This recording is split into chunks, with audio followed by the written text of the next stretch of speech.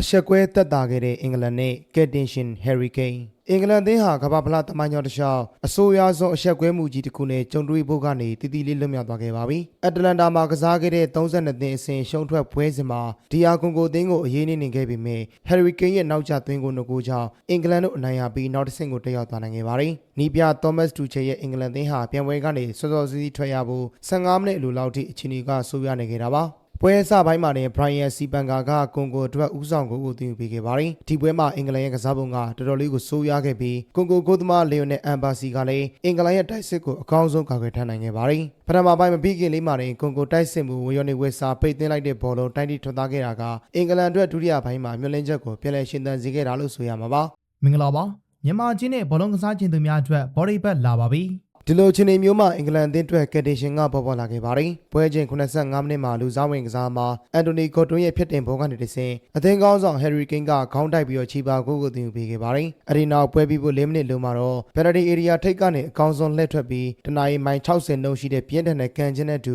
အင်္ဂလန်အတွက်အဖို့တက်အနိုင်ကိုသွင်းယူပေးခဲ့ပြန်ပါတယ်။ဒီကိုအတွက်အဓိကဖန်တီးပေးခဲ့တဲ့လူစားဝင်ကစားမှာအန်တိုနီဂေါ်တွန်ကိုလည်းချီးကျူးရမှာပါ။ဒါပေမဲ့ဒီနိုင်ပွဲကအင်္ဂလန်အသင်းရဲ့စီကံပိုင်းရော်ရဲမှုတွေနဲ့ခံစစ်ပိုင်းအားနည်းချက်တွေကိုတော့ဖုံးကွယ်ထားနိုင်မှာမဟုတ်ပါဘူး။အင်္ဂလန်အသင်းဟာလာမယ့်ဇူလိုင်လ6ရက်နေ့မှာတော့အေရှင်မက္ကဆီကိုအသင်းနဲ့ရင်ဆိုင်ရတော့မှာပါ။မက္ကဆီကိုကတော့အင်္ဂလန်ကိုလန့်နေမှာမဟုတ်ပေမဲ့အင်္ဂလန်ကတော့ဒီတက်ပိုကောင်းအောင်ကစားနိုင်မယ်လို့ယုံကြည်နေမှာသိကြနေပါတယ်။